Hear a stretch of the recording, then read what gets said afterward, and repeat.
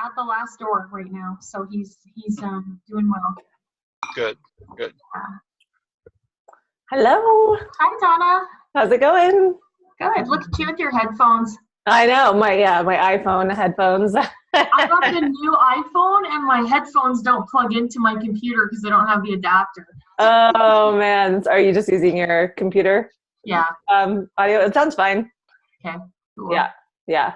I know. I have a mic, but then there's no earphones. So one day I'll get a little bit more sophisticated, but this works for now. We'll get high tech. Yeah. So those of you that are joining, if you just want to share where you are calling from, and I think we know most of you so far. I'm calling from a parking lot in downtown Kelowna. I'm buried in a snowdrift. Oh, I know. It's really snowing outside. It just started like really coming down. Yeah. I'm glad we're inside and cozy, and it's the perfect night for this. I'm excited. Yeah. I'm excited because this is something I don't talk about too much. But it's such a good topic, but it's kind of outside the realm of like the programs, although it's totally related to everything that I teach. Totally. It's something that I get to talk about all the time, so I'm excited. Yeah. That's why the two of you make the perfect pair for this. Yeah. My husband just asked me, what are you doing? I'm like, we're going to teach people how not to murder their families at Christmas. Yeah. Totally. We're creating peace over the holidays. Yeah. It's our little Christmas gift for everyone. Yeah. So we'll start in just a few minutes, and then if you could, just mute yourselves to eliminate background noise and keep the recording clear. And I'll be sending out a recording tomorrow. So feel free to share it, and you might want to re-listen. I'm excited to share some of the concepts because I think that some of them are like a different way of thinking about things. And sometimes when we hear something in a new way for the first time, it's like we have to hear it again and again to like really get it. If you're just joining, if you want to just type in where you're calling from, a lot of you look like you're calling, Kelowna or local numbers, but we might have some people from outside of Kelowna. And just mute yourself too, so that we can keep the line clear. And I'll go around, but as I think there's quite a few people coming. Uh-oh. My dog's locked in this room with me, and I'm gonna have to open the door for him in a second. I've often done that and thought it would be a good idea until it's not. Yeah, I know. Well, I had him locked out first, but then he was scratching at the door, so I let him in, and now he's scratching the door to let him out. So I'm gonna do that right now. Hold on, before we start.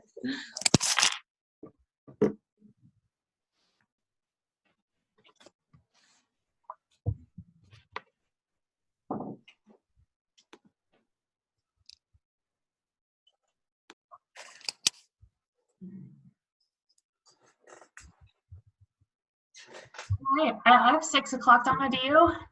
Yeah, let's do it. Okay. So welcome everyone. I'm Pam Rader, and I'm here with my amazing friend Donna Skoglund. We're both life coaches and yoga teachers, and amongst many other things that we do. And we're really excited to just bring you some things to think about when it comes to how we relate to the people that matter most to us. Particularly when we might all be in close quarters over the next week or so, having a few extra tips and some things to look for and look at in our own way of being can really be helpful. So Donna is going to share her sort of top 3 mistakes and tips for you, and I'm going to do the same, and we're going to open up time to have some questions after each section. So feel free to can they raise their hand with electronically, Donna? Yep. So if you just hover over your I'm trying to think because I don't have that capability, but I think if you just hover over your picture, I think there should be a raise hand. Is there? Oh, you know what? Maybe not on this one, but what you can do is type in the chat, and you can, like, if we can see, you can literally raise your hand. And if we can't, there must be a raise. Is there a raise hand option? Do you guys see? I don't know if there is, so I don't see that. I don't think so. I just looked for one. Okay. I can't see it. Yeah, I think there's like another Zoom option that does that, but this one doesn't. So, but we will make space, and then you can unmute yourself, or you can type it in, and then we can also call on you that way. Let me see you or hear you. No. hey. All right, Donna, do you want to share first? Sure. Okay. So this is the one that, and I think is the biggest one that I see. And this is the fact that we have invisible instruction manuals for the people in our life. And this is for everyone. We have an instruction manual for our partners. We have an instruction manual for our parents, for our kids, for our friends, for our boss, for our coworkers. And the problem is that we often don't tell them what's in that instruction manual, but we expect them to know what's in there. And the problem with that is that rarely do people actually follow our instruction manual for how we think that we should behave. And we think that in our minds, like, we don't even realize we do this, I think, most of the time. And we think that we have, like, realistic and reasonable expectations for how other people should behave. You know, if you're a husband, you should behave this way. If you're a mom, you should behave this way. And if you're, you know, a coworker, you should behave this way. But the reality is that each one of us has a different idea of what realistic and reasonable is. And it's often not the same as us. And when people don't follow our instruction manual, we have a lot of negative thoughts about that. And we make that mean that, you know, we make it mean a lot of negative things. And we get upset and angry and resentful and annoyed, and we feel like not understood or not listened to. And this is like putting our power in other people. And we don't feel like we are getting our needs met. Well, actually, I'm going into the second one, so I'm going to pause there. I'll just give you an example too. So when we moved to Kelowna 10 years ago, I had a 9-month-old, my son, and my husband's family lives here. So I had my mother-in-law and my father-in-law. And in my head, my instruction manual was that, like, my mother-in-law was going to help out because that's what mothers do, right? Like, in my head, that was my expectation. I thought that was totally reasonable, that she would be over all the time and helping me out and calling to see if I needed anything. And none of this happened. And I was really upset and I was really angry. And I felt like, oh, what kind of a, like, mother-in-law are you that you're not helping me more? And the thing is, like, she didn't think that that was reasonable. Like, she didn't have that expectation of herself as a mother-in-law. So now I know better, and I don't have those kind of feelings for it. And the problem is that, like, we make that mean something, and then that creates a lot of disharmony in the relationship, because the relationship really depends on how you think about what you think about the other person and what they do and who they are, or what they don't do, and what they say or what they don't say. So Donna, I can really see a danger here, particularly at this time of year when we're dealing with separated families. When we have divorced parents and sharing kids, there can be a lot of these sort of unspoken expectations and instruction manuals playing in the background that can cause a lot of resentment and complaint. Yeah, totally. Yeah. And the solution really is let people be who they are. And I think we all know this, but to really know this, to really know that like we can make requests, and I think that's fine. Like we can, if you're gonna want someone else to do something, you need to tell them, or you need to not even tell them. You can't make anyone do anything, but you can ask them and you can make that request of them. But if they don't choose to follow your request, it is up to you to manage your own thoughts and emotions about that. And it has nothing to do with what they actually do or they don't do, with how you feel about them. So I hope that makes sense, and we'll open it up to questions in a moment, but this is really huge. And when I really understood this concept, it's totally changed my relationship to everyone. And it's even, especially my husband, I think we have instruction manuals for everyone, but particularly partners. And we feel like we have this idea in our head of what certain, what those different relationships should look like and be like. And there's a lot of comparing often that we do from like other people and other people's relationship that we see. And if it's like, that's not happening in our relationship, then there must be something wrong with the relationship, or there must be something wrong with the other person.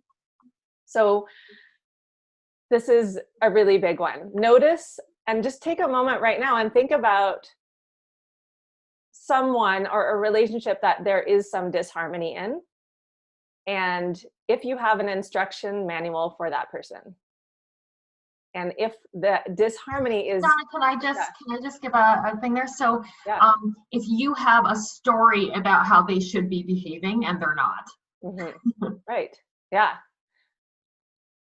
And how like them not fitting in your story or in like your expectation and not following your internal instruction manual of like what they should behave, and then all the negative feelings that is creating because of how you're thinking and what you're making that mean that they're not doing that.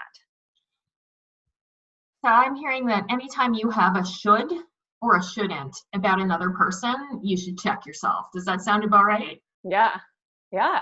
Yeah, anytime the word should arises, guess what, you guys? It's your problem. Mm-hmm.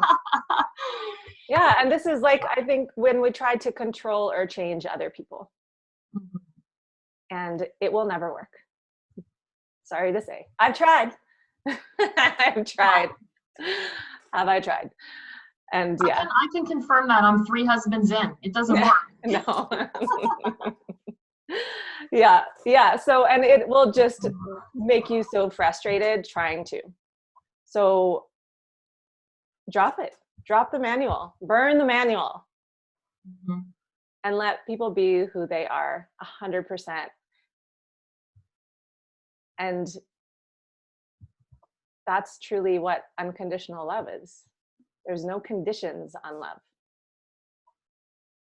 Any questions? Thoughts? Clarification needed. Make sense? The question that comes to my mind that sometimes people don't ask, they're like, but what if that person's an asshole? Then and again, like your perception of them being an asshole is caused by your own thinking. Exactly. Because you might think they're an asshole, but somebody else might look at them and totally not think they're an asshole. So they are not an asshole, like they are neutral. And your thoughts and your perspective of them makes you decide if what you're gonna call them or how you see them. We see everything through a point of view. The point of view that the points of view that we have collected about what a spouse should be, about what a friend should be, about what our grandparents, our parents, our friends, our coworkers, society has said we should be, and there's the should. Mm-hmm. And we collect those perspectives or those points of view and we see through that lens, but we can change the lens. Yeah. And create connection, collaboration, and curiosity.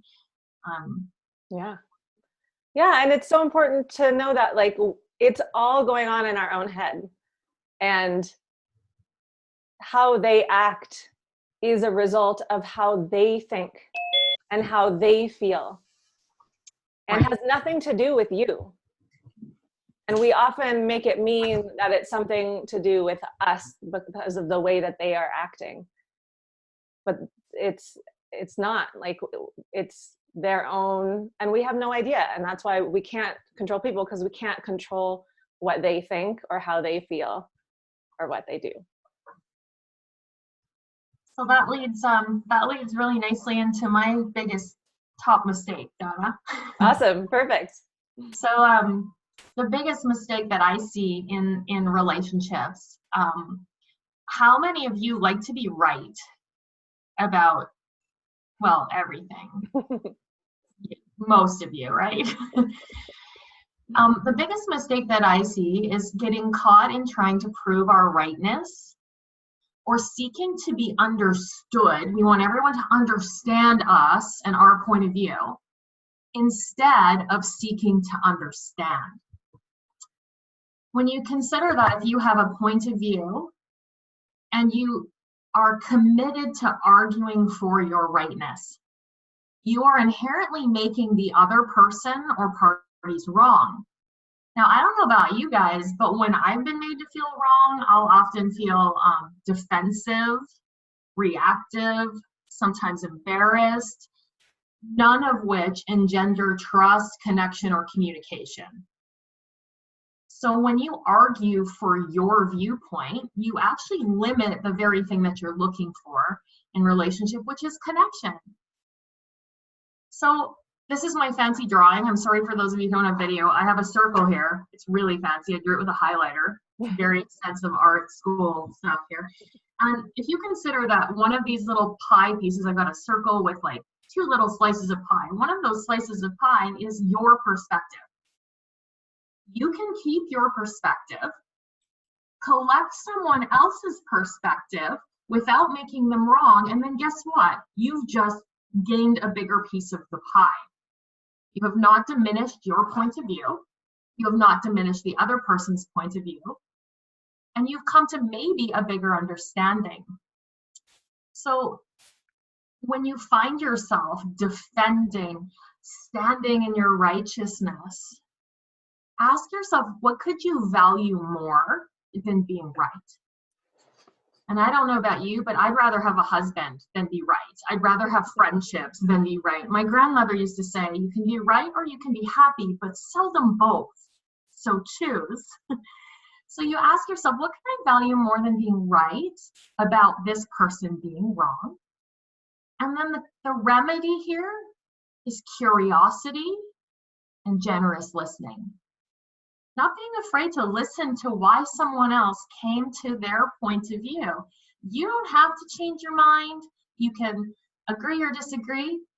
But when we get curious and listen generously, now we have a conversation instead of a confrontation. And I specifically see this as a habit in marriages, in relationships, where we get heels dug in, and a lot of that relates to Donna's instruction manual. Heels dug in, you should be this way and I'm right, and therefore you're wrong.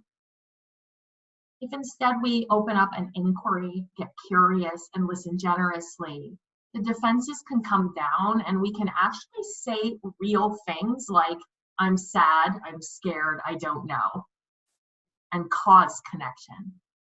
So mistake number 1 for me is the need to be right, justifying your righteousness, digging your heels in. And the remedy for that is, generous listening and curiosity. Yeah. And I think what I was saying earlier is that their actions come from their own thoughts and their own feelings. And I think that we sometimes just look at someone's actions and we don't actually think about, like, what are they thinking and what are they feeling that they would act in this way. And, to really understand, to seek to understand is to, like, put yourself in their shoes and try to see things from their perspective. And I've been doing some really important work with mom relationships with some clients, and I think that, our the relationship that we have with our mothers can often be, can be a lot of stuff in there. And we will, and we have instruction manuals of like how a mom is supposed to be. And if they didn't do that, you know, in our upbringing, then like they were a bad mom. But I think, you know, when we really think of like, why do you think that they were acting that way? Like, how were they feeling? What were they thinking? And like empathize. What are all the things we don't know about their childhood, Right. their traumas, their Right. where they collected their points of view from. Yeah. And I was listening to something just the other day that it was the topic. It was a podcast, and the podcast was what to do when your partner doesn't support you. Like it was an entrepreneur podcast. And I've often felt that like he doesn't like see my vision, and how like in terms of like men, like they really want to be the provider, and like often in that role they just want to, like, the only thing they know is to like worry about money and worry, and like that's like cultural conditioning, and how like we can interpret that as, oh, they don't like see my vision, they don't believe in my vision, they don't believe that this is possible. But they're like really just coming from this place of like, I'm the provider, I'm the support, I just got to make sure that like we're okay, and like, you know, we have a roof over our heads. And so I think that's a good example of really seeking to understand, of like really not take it personally, but really look at it from their point of view. And what I hear there is that if you get curious with your partner, you might find out, oh, it's not that he doesn't support my vision. He's scared that he's being replaced in his usefulness. Yeah, right. He doesn't know how that's all going to work out. And again, that becomes like a really vulnerable, beautiful conversation where people can support each other instead of, you don't support my vision. Right. Yeah. Right. Yeah. Yeah. Totally. Yeah. Right. Yeah. So, and you know, I do think all of these there's like through lines, and they're very related. So I feel like some of it might seem repetitive, but it's also different ways of kind of looking at it. I think another mistake that we make is that we feel like, this is also kind of related to partners, that they should meet our needs.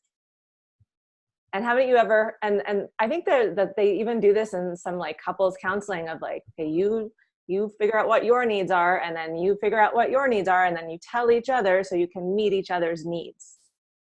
And I think that's a crock. Because we need to meet our own needs. And that's a lot of pressure to put on a relationship. And that's also, again, like giving someone else, it's like putting your power on someone else. And this is something, and again, I'll just share another personal example. When I was a new mom, was because as a mom, like you're doing the breastfeeding, like you're on 24/7, like you just are. There's no like going to work and going like taking a little break. And I used to think that my husband wasn't supporting me enough, because like he'd come home and he would like sit on the couch and like relax a little bit. And I was thinking like, why aren't you cooking and cleaning? Like I've been just constantly doing, like going nonstop. But this was like before I knew about self-care, before I was actually practicing self-care. And the reality was that I was not supporting myself. So I was projecting, and like he wasn't supporting me. I was feeling unsupported because I wasn't providing that for me.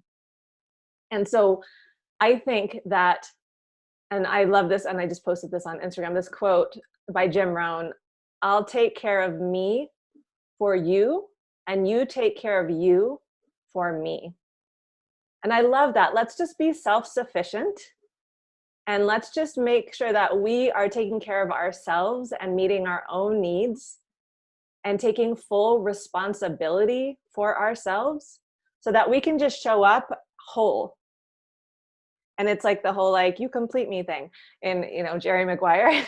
And it sounds so lovely, but like, we're all complete. All of us are already whole. We don't need anyone or anything to complete us.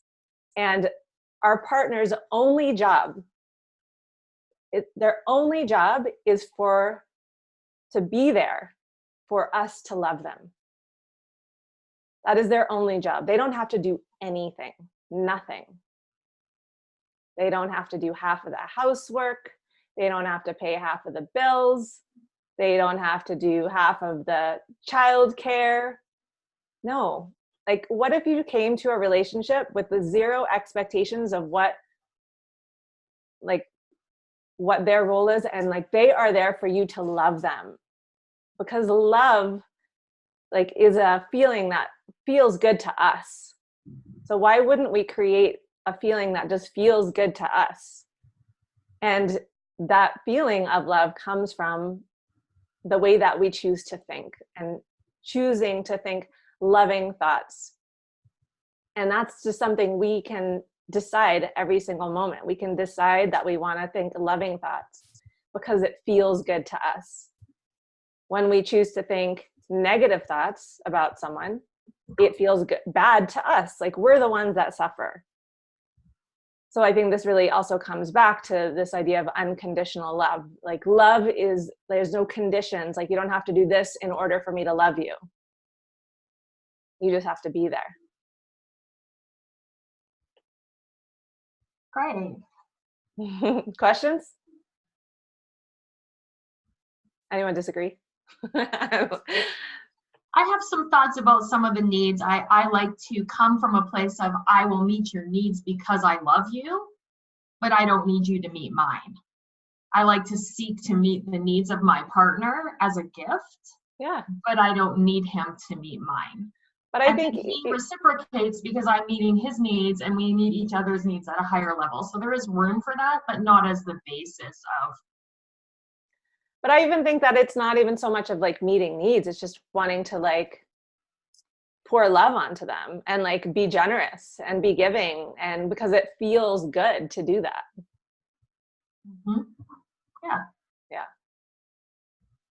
So the next one that I have, and this is really just comes down to, this is how you relate to your partners, how you relate to people in the grocery store, how you relate with and to your friends and your siblings, that kind of thing.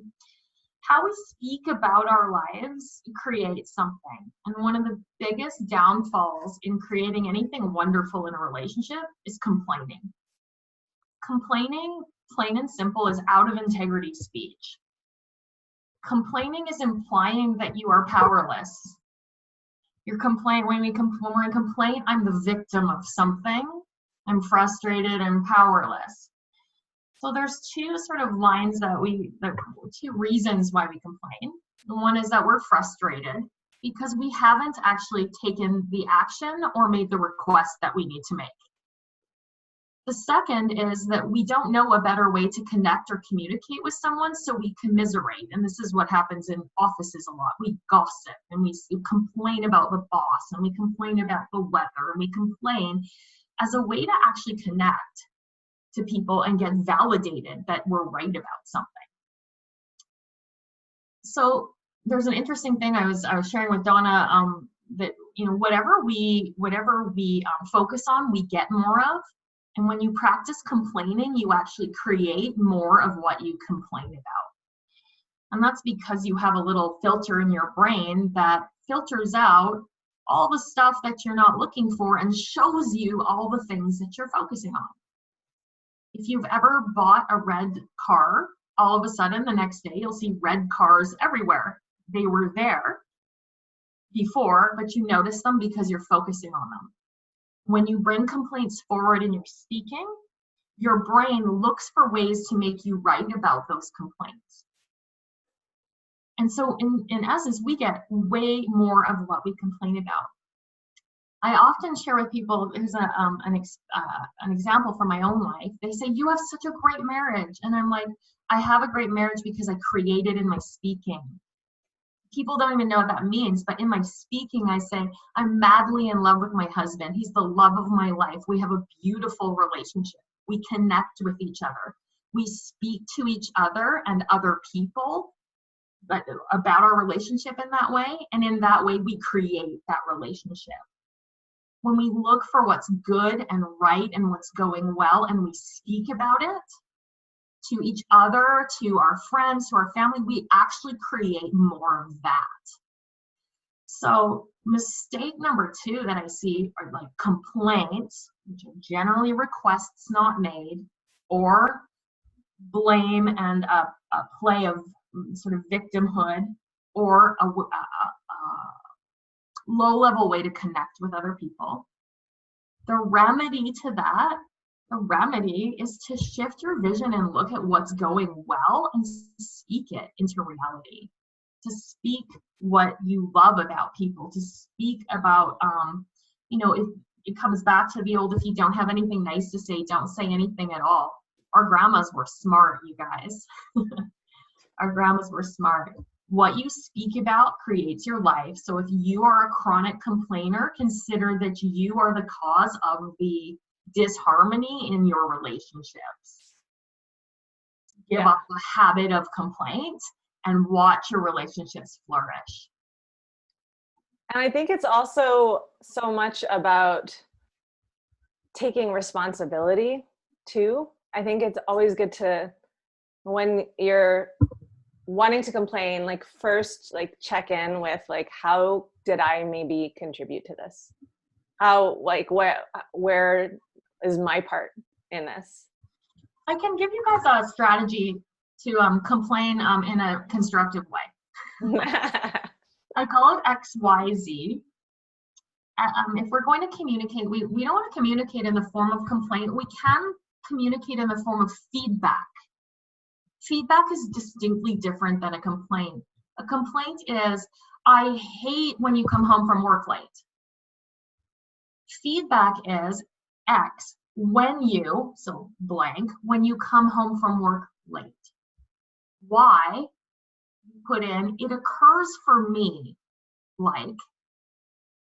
So when you, it occurs for me, like. So when you come home from work late, it occurs for me like you don't value my time. Z is, and the result is I feel insecure and I make up stories in my head about it. And that's not how I want to show up for you. So it's X is, I don't know if Donna, you want to type that or something, but X is when you do or say blank. Y is, it occurs for me like. And Z is, and the result is, and then you take ownership of that, and that's not what I want in a relationship. And can you see how that's like, we create a conversation instead of a confrontation?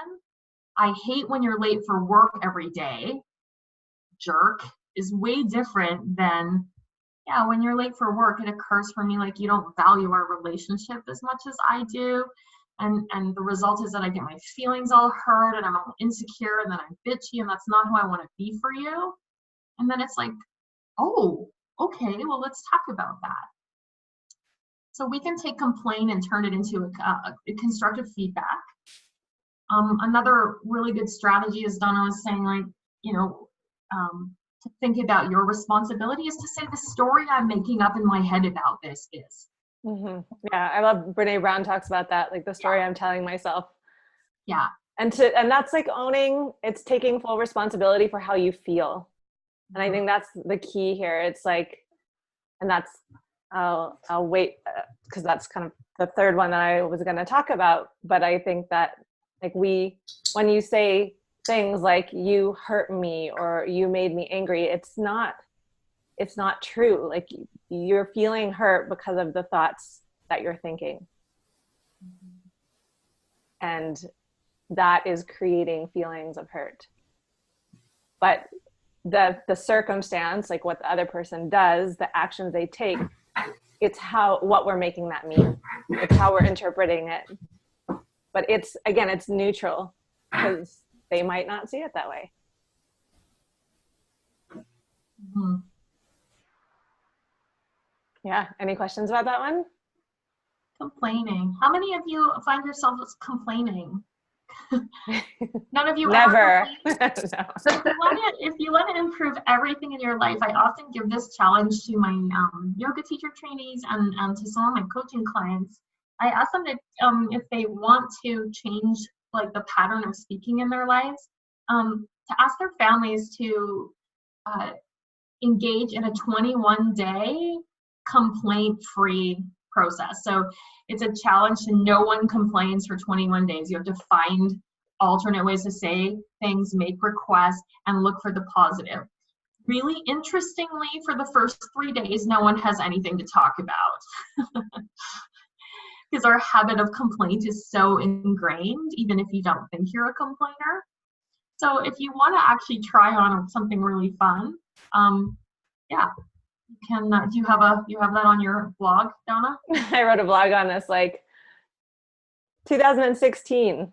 Yeah. Yeah, and I just I found it really quick, but it's so powerful that there was I think it was like a priest or something that created this no complaining challenge, and he created these like bracelets. And I think I did a version of this where you wear like a rubber, like a kind of just like a rubber band around your wrist, and each time you complain, you kind of like snap yourself. But it is a habit. It's a habit of thinking that it's not useful. It doesn't serve us. It creates negative feelings. And that this is like something that I keep talking about is, how our thoughts create our feelings, which create our actions. So when we have negative feelings, when we have feelings of anger or when we complain, we're creating all those feelings. We're going to take negative actions most of the time. Like we rarely take positive actions when we're feeling bad.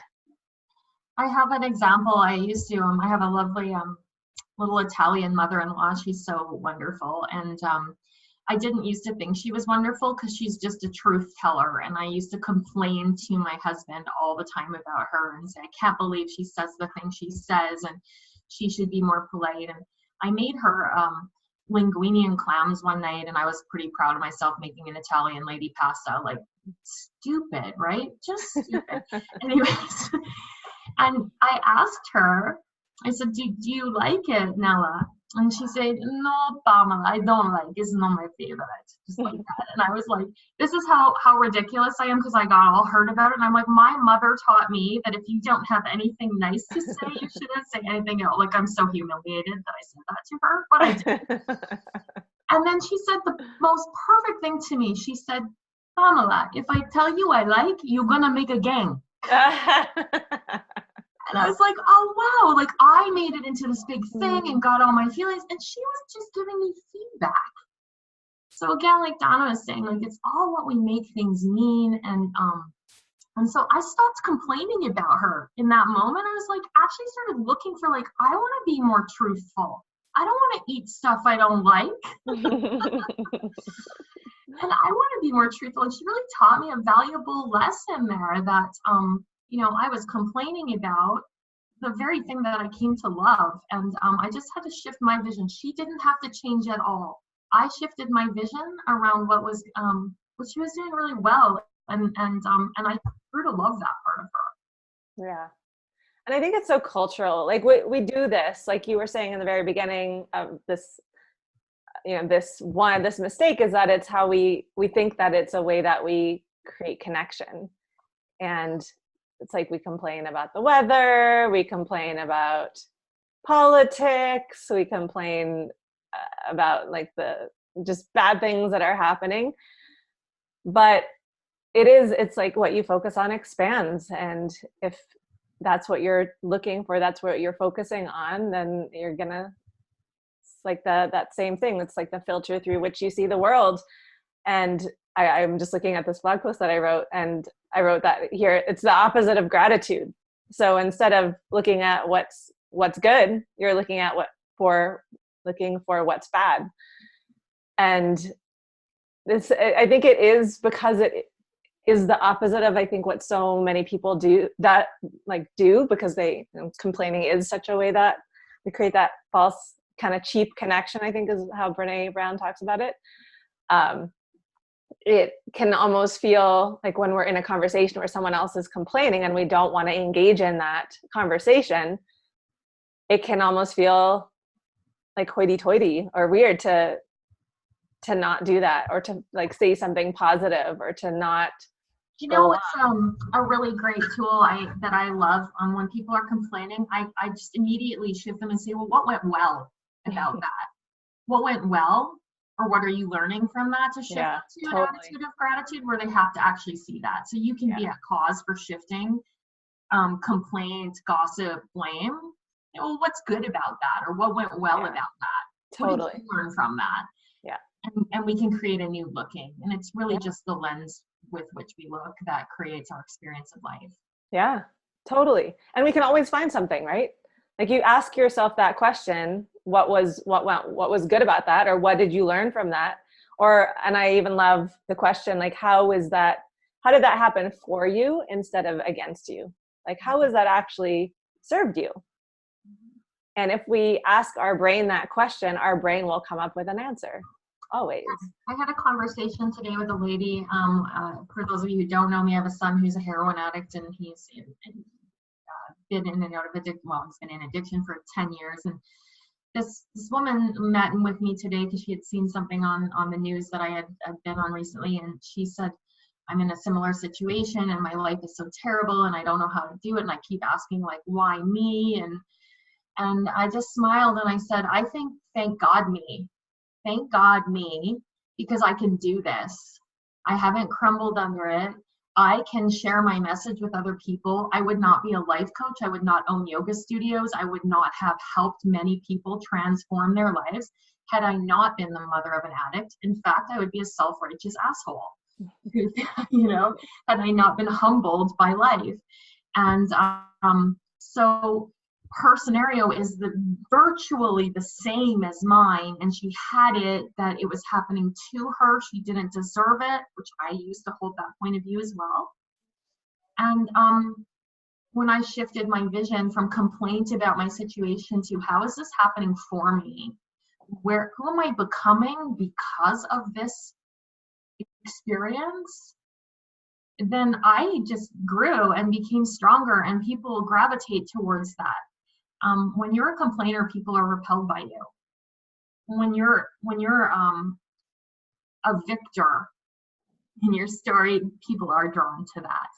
So when you look at any complaint that you might have with anyone else or in yourself, you can ask, like, who am I becoming because of this struggle? Who am I becoming because of this challenge? And that'll shift your vision really beautifully. If you had like a terrible mom who was awful to you your whole life, you might say, I became a great mom because my mom was that way. Thanks, Mom. Like, you can move on with your life instead of complaining about it. Yeah.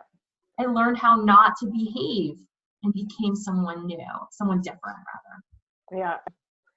I also love the perspective that when you go through difficult things, or when there are failures that you experience, that you are going through that so that you can learn and then help someone else have a better time getting through that. Whether that's a friend, or if you are a teacher and then you can then teach about that, or a parent. So I love that. So that, like, there's no wasted failures, there's no wasted mistakes, there's no wasted challenges. It's all opportunities for you to learn something and then be able to help someone else go through that same thing. Yeah. Awesome. All right. My third, we're actually flying through. I was like, this is not 1 hour is not long enough, but we're doing really well on time. So the final one is that we think that our relationship is based on the other person's actions. Like, if that other person does nice things for us, if they listen to us, or if they understand us, or if they agree with us, then we can feel love towards them. But your relationship always, and you can have a relationship with someone that you never see, that you've never even met. You can have a relationship with someone that doesn't feel the same towards you, because your relationship is based on your thoughts about that person. It has nothing to do with the person themselves. And your experience of that person is defined by just your perspective of them, your thoughts about them. And then It's how we think about what they do or who they are or what they say. So in order to change a relationship, if you want to improve a relationship, all you have to do is change how you think about it, because that's going to change how you feel, which is going to change how you act. So you are 100% responsible for how you interpret their behavior and what you make their behavior mean. So you decide. So we think that, like, again, it's like what they do is going to affect how we feel about it. Well, you get into what Tony Robbins refers to it as whoring and horse trading, the 50-50 relationship. If you do this for me, then I'll be nice to you. And that kind of exchange culture is one of the biggest mistakes that you can make in a relationship. And it's one of the biggest cultural fallacies that I see. Well, it's 50-50. They should clean the house and like all of this. Well, it's So like measure. It's like keeping tabs. Yeah, you show up 100%. Mm-hmm. Like to give love, period. Yeah. And if your partner does the same, you guys are golden, you know, like, but you show up 100% responsible for the love that you share. Every bit of pain that you experience is from the love that you withhold. Yeah. Every bit of pain that you experience is from the love that you withhold. It has nothing to do with another person. Yeah. Right. Because the pain, the feeling comes from your own thinking. So and it only takes one person to change a relationship. And one person that's willing to think differently in order to feel differently. So the way to have a great relationship is to have great thoughts about that person and to focus on the good.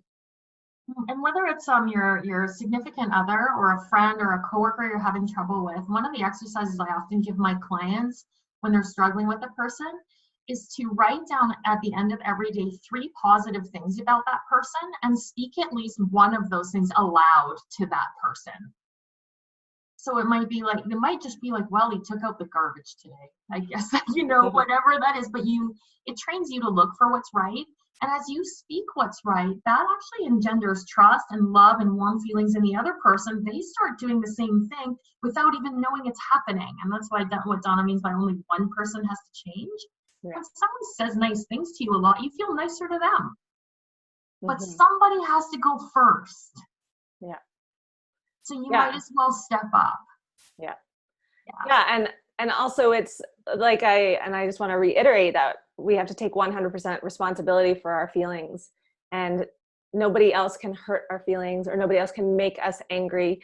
And the reason why we ever feel any of those negative feelings is because of the way that we're thinking. So it's like, and we can choose in every moment what we think. Yeah. So, did you do your 3? What's that? Did you have your 3 already? No, I've got number 3 here. Yeah. So my last one is, and this one is particularly relevant when we're getting together with family that we maybe haven't seen in a long time or old friends. And it's really about dragging the past into the present and making that your future. Dragging the past into the present and making that your future. And what I mean by that is saying, he's always been this way. You watch, he's too loud at the dinner table. She never helps mom with the dishes after Christmas dinner. We're like creating in our speaking all of these assumptions based on past behavior, and we're literally bringing them forward into the space, and they will happen because we spoke about it in that way. When we get into a disagreement, we say, well, you're always this way. You never listen to me. We use language like that. And in that way, we're not creating space in the moment for anything new. Every single moment is devoid of the past, empty of the future, if we choose it to be so. And like Donna said, only one person has to take 100% responsibility and say, regardless of how anyone else shows up, I will create generous listening. I will create kindness and possibility in this conversation. then it doesn't matter what the other person has done in the past, what they do right now. And in the moment you decide what you want to create, something new is possible. The minute you say it's always been that way, it'll be that way again. She's this way, he's that way, they're always like that.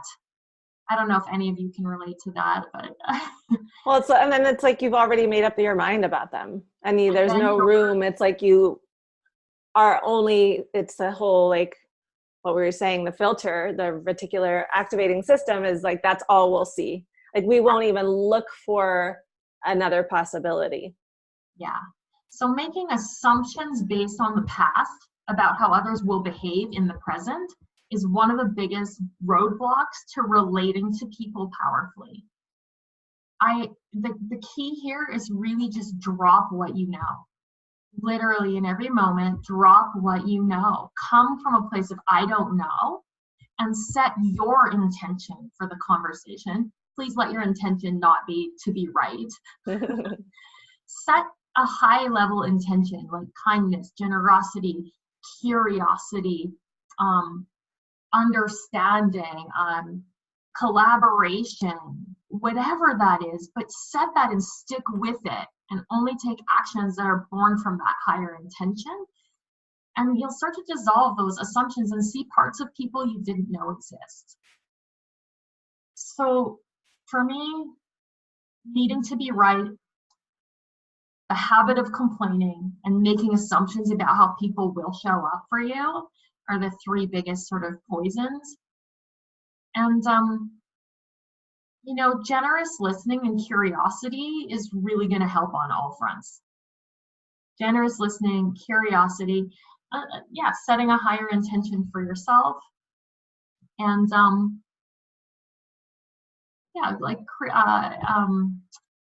becoming more positive and gracious in your speaking. Yeah. Hmm. Yeah. And just to recap mine too, it's drop the instruction manual that you have for other people in your life and let them be who they are. Fulfill and meet your own needs, take care of yourself and don't put that on anyone else to do. And then take full responsibility for your own feelings and learn how to manage your own thinking, which is like choosing, you decide what you want to think because of how it makes you feel. And these are huge game changers. If you really we all want to feel good. We all want to be happy. And if we focus on things and choose to think things that make us feel happy, there's going to be so much more harmony in relationships. And we can choose to feel love by thinking those loving thoughts and thinking positive thoughts and focusing on the good. And that becomes a habit. It literally becomes a habit. I want to add something there, Donna. The person that you're struggling with in your mind right now, like that would be really nice, except you don't know my mother-in-law, that person that just popped in your head. If you can't think it, speak it till you become it. Speak it anyway. Speak good things. Be in the practice until you feel those feelings. Sometimes thinking the thought, we think it and we're like, yeah, right, but she's still a bag to me or whatever that is. Speak it. Speak what's good about her. She's always put together with a nice suit, and I appreciate that about her. Like, start speaking in a positive fashion, and you will change how you feel about that person. Yeah. And you can, and kind of piggyback on that, on what you just said, is when there is someone difficult, when there is a challenging relationship, it's often because they haven't followed our instruction manual. And we can decide, how do I want to feel about this person? Because the negative feelings, it doesn't hurt them, it hurts you. And it's like, sometimes we hold on to hate because we want them to hurt. Like if we feel we've thoughts about it that create hurt feelings in us, it's like we want to hold on to that because we think somehow that they're going to feel that, and they're going to kind of be punished by us not liking them or not having love towards them. But really the only person that we're hurting is ourselves, because we're the ones experiencing all those negative emotions. So decide, how do you want to feel about that person? And then how can you cultivate those feelings by what you choose to think? And you can feel however you want to feel about anyone. So this is really empowering. This is really about taking your power back, because when we put it on other people, then it's like we've given it away. Yeah, we're at the whim of someone else's behavior to justify our happiness or lack thereof. Yeah. When we take 100% responsibility, we can be happy in any situation. Yeah. And I have tons of experience in very challenging situations, and can confirm that this works all the time, every time, if you do the work. The work doesn't work, these strategies don't work, you work. You have to plug them in. Donna, I wanted to just address, we had a couple of questions. Mm-hmm. And one of the questions that I would like to just take on is, someone was saying that they're having difficulty meeting someone who's available. They're, seem to attract just unavailable partners. And I would just like to offer that it actually has nothing to do with who's available and who's not available. It's actually your speaking about it that's causing you to only see and therefore attract unavailable men. When you say, I only attract unavailable men, then your reticular activating system, your filter, actually looks for all the unavailable men, and they become attracted to you because it's what you're focused on. If instead you shift your focus and say, there are plenty of available men, I just haven't looked in the right places, and now I'm looking, you will become aligned with available men. It really, literally, you guys, your speaking creates your life. It creates how you relate. It creates how you feel, the words you say to yourself. But it also creates what you see out there in the world. So if you don't like what you see, speak about it differently. Do you want to take on the other question, Donna? Yeah, let me just find it really quick so I can just read it again. Does anyone else, if you have any questions, we would love to answer them. You can unmute yourself, you can type it in. While I just find this one.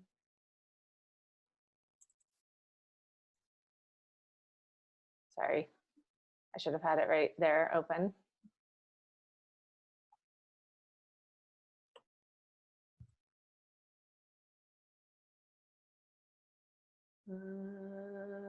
Okay.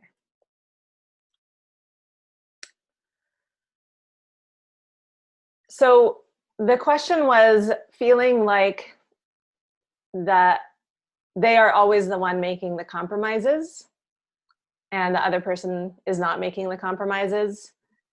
And it creates a lot of frustration and disappointment, and eventually the relationship is ended by the other person. So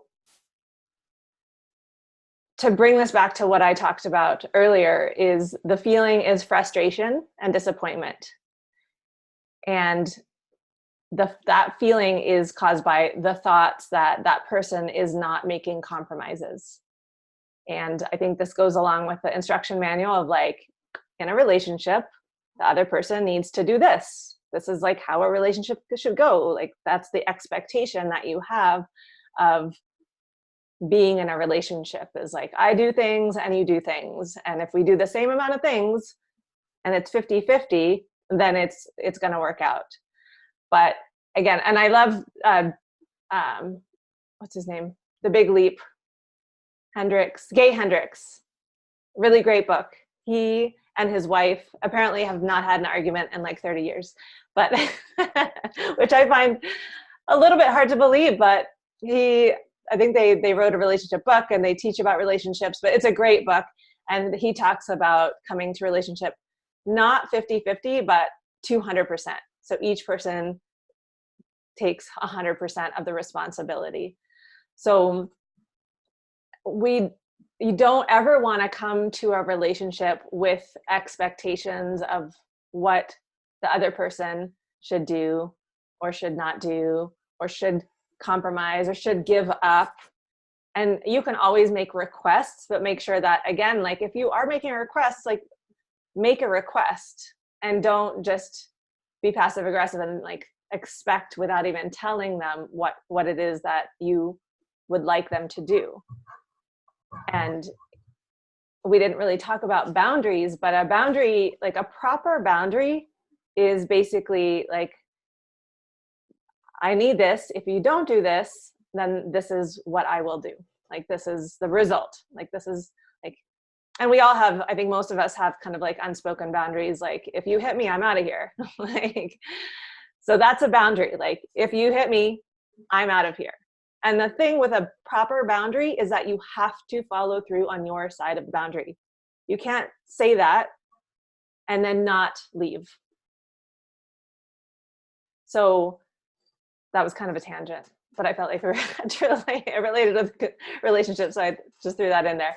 But I think it comes, this question really is answered with the whole instruction manual, and the expectations that we have, and how that is what causes a lot of the frustration and disappointment, because they're not living up to our expectations and our instruction manuals. Would you add anything there, Pam? I would just what's really just coming clear to me, all of our mistakes and strategies really come down to two simple things. One is give up any place that you're saying someone should be different in your life. And two, like Gandhi said, you be the change you want to see in the world. You be the change that you want to see in your relationship, period.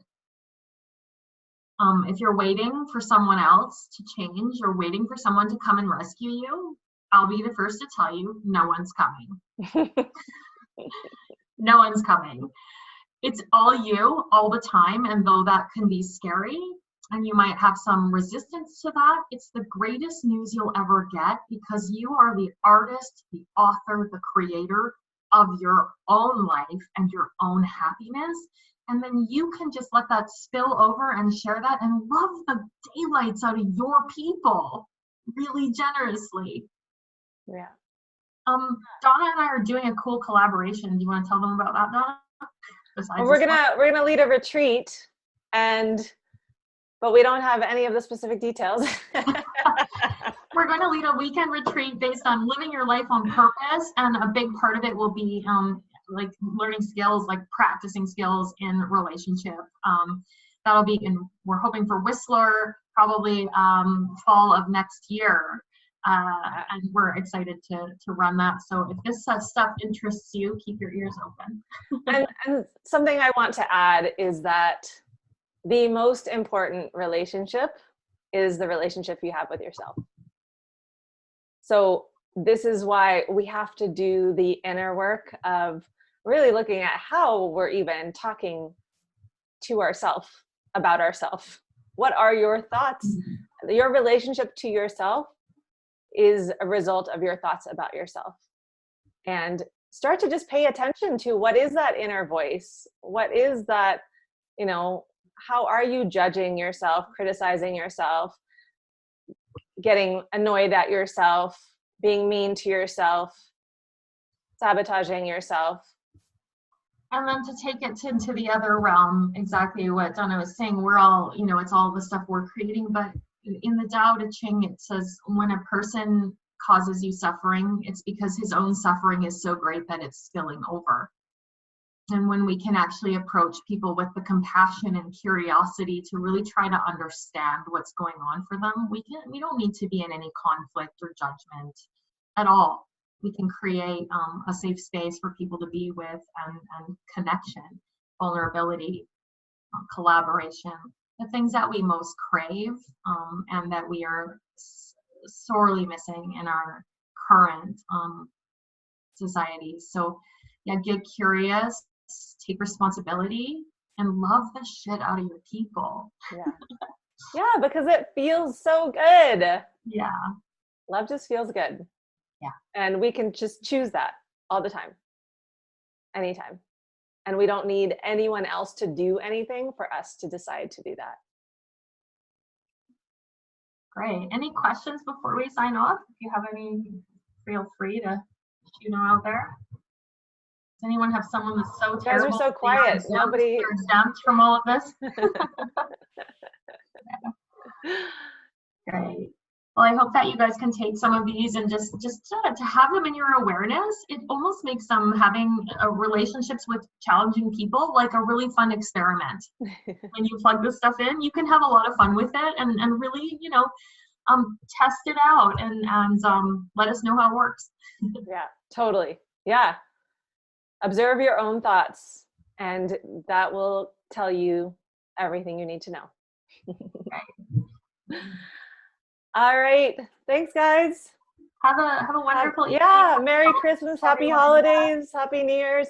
And yeah, and I'll send out the recording tomorrow. And if you are interested in being on the early notification list for the retreat, then you can just hit reply. And when we have some details, we will send that out to you. All right. Bye. Good night.